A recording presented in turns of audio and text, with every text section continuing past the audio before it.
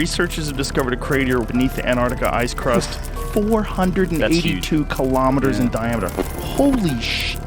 It's like an order of magnitude bigger than the dinosaur one, right? Yeah, that's like a 99 point whatever percent extinction event. The release of ancient viruses from thawing ice, secret military operations dating back to World War II, and technology being used to contact extraterrestrials. There may be much more going on in Antarctica than you think. These are some of the strangest Antarctica anomalies. Eric Hecker, a former Raytheon Technologies Corporation employee, made a controversial statement about his experiences in Antarctica. At a United States UFO disclosure meeting, Hecker claimed that he'd seen, quote, powerful machines in Antarctica that could potentially be used to, quote, contact alien crafts in deep space. He referred specifically to the Ice Cube Neutrino Observatory, a scientific facility in the South Pole, which he said wasn't just a listening device as it was advertised. According to Hecker, the device has the capacity to transmit signals and in fact may be part of a much larger and more secretive operation. He even went as far to say that the facility is, quote, the world's largest direct energy weapons system. So could there be some crazy hidden technology and government projects going on in the icy tundra of the Antarctic? And if so, could some of it come from somewhere beyond Earth? UFOs in Antarctica. It just goes together surprisingly well, and back in February, UFO enthusiasts claimed to have discovered what looks like a crashed extraterrestrial on a 6-mile wide island called Tuhamak. The object, which some internet users believe to be a UFO, looks sorta like it has a domed top, wide rim, sort of a metallic appearance maybe. It seems to measure around 12 meters in width. The image of the object first showed up on Reddit, and it got people talking. Some are convinced that the shape and smoothness of the object can't be, or is at least very unlikely to be, a natural formation. There's comments like, it's obviously a craft, look at how smooth the curvature is. Another commenter wrote, if being eroded by a wave, it would not keep a consistent shape like that, and certainly not poking out the opposite way, and even indenting in behind it, forming a perfect circle. The ones saying that it's ice are completely ignoring these facts. This is a wonderful find, end quote. Now, of course, others are dismissing it as just an interesting looking block of ice, but what do you all think?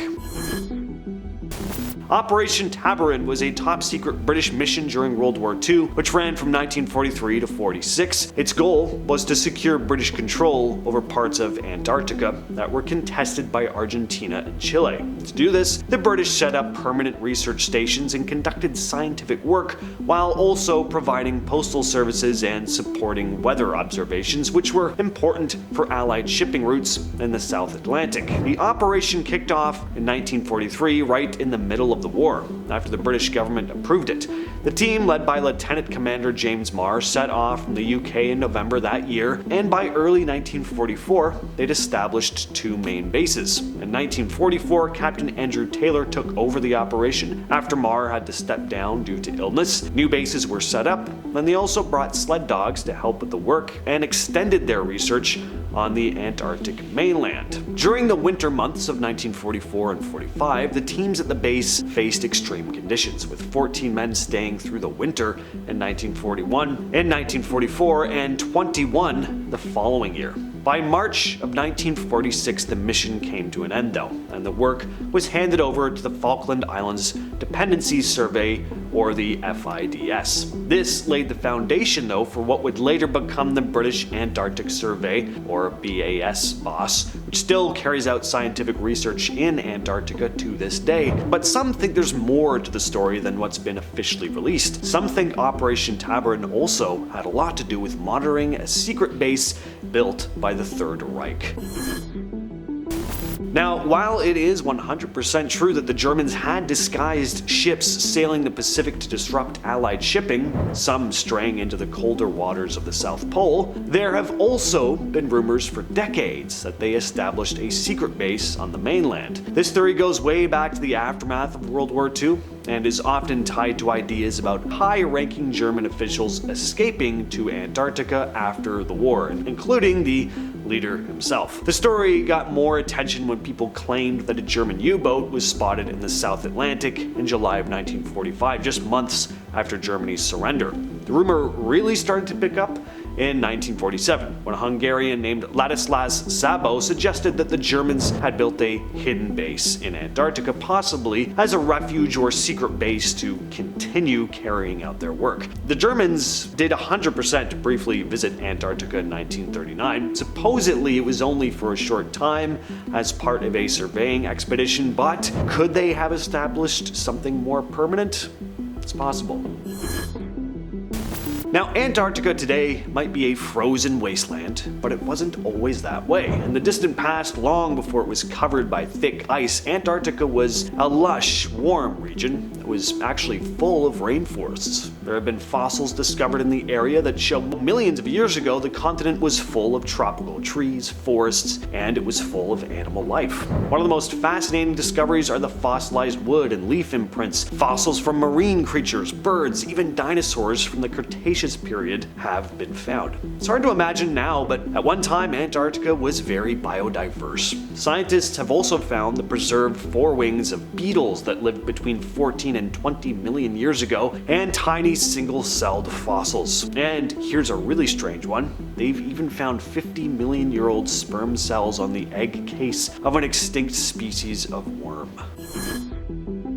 But you don't need to look to the distant past to find fascinating ecosystems in Antarctica. Turns out that beneath the ice sheets, there's an entire network of underground lakes. In 1970, scientists first detected the existence of these lakes using radar technology, and it turns out there are about 400 subglacial lakes scattered across the continent. The lakes are found under several kilometers of ice, and they've been kept liquid because of the intense pressure from the ice sheet above it. The weight of the ice actually prevents the water from freezing, despite, being in Antarctica. One of the most famous of these lakes is Lake Vostok, which was discovered by Russian scientists in the 90s. It is the largest subglacial lake in Antarctica and the third largest lake in the world by volume, sitting about 3.5 kilometers or over 2 miles under the ice. What makes Lake Vostok especially cool, though, is that it's been sealed off from the outside world for over 20 million years. But in recent years, scientists have drilled into the ice to get samples from the lake and other subglacial lakes in Antarctica,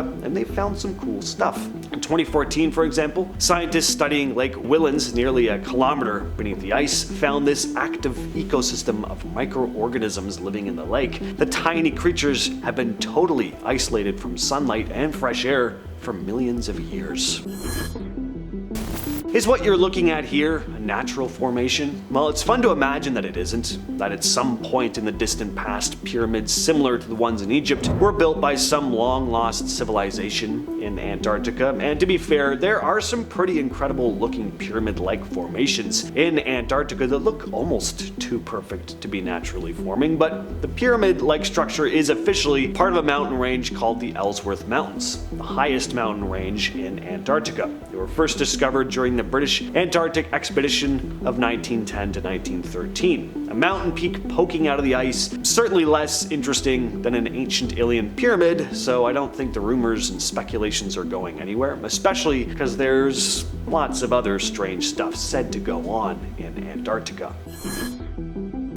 But here's something really unsettling about the region. All the dangerous stuff frozen in the ice that could cause problems if it were to thaw out. Scientists have dug up ancient ice cores and found bacteria that have been frozen solid. These bacteria can go into kind of a deep freeze mode where they don't really do anything but sit, waiting for better conditions. When the ice thaws, these bacteria can sometimes wake up, if you will, and start growing again though. In 2007, scientists in Antarctica found microorganisms trapped in ice that had been frozen for up to 8 million years. The tiny life forms were stuck in the ice, basically in a deep freeze, and when they were brought back to the warm lab, they began coming back to life and started to grow again.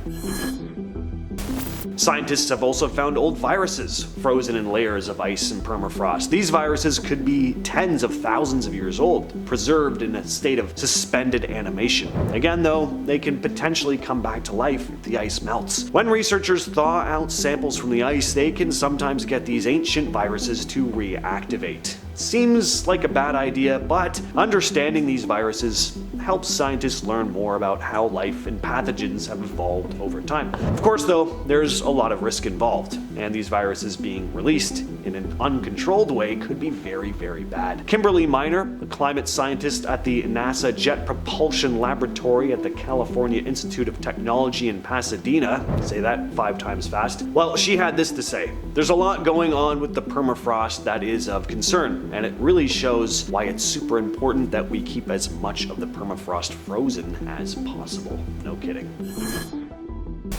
Alright, so in 2019, a team of researchers made a pretty mind-blowing discovery in the Scotia Sea, just north of Antarctica. They were part of the International Ocean Discovery Program, and while they were drilling into the seafloor, they ended up finding ancient DNA buried about 584 feet under the ocean floor. The researchers were able to figure out that this DNA was about 1 million years old, making it the oldest DNA ever discovered in seafloor sediments. Before this, the oldest DNA found in the sediments was only about 650,000 years old, so yeah, they shattered that record. You might think it's crazy that DNA could survive for so long, especially sitting at the bottom of the ocean, but Antarctica's cold temperatures helped preserve it. Plus, the deep sea doesn't get much sunlight, so the DNA wasn't damaged by harmful UV radiation like it would be if it were exposed on land. The big mystery, though, is what species this DNA came from. The researchers aren't entirely sure yet, but they know it's not from a virus or a bacteria.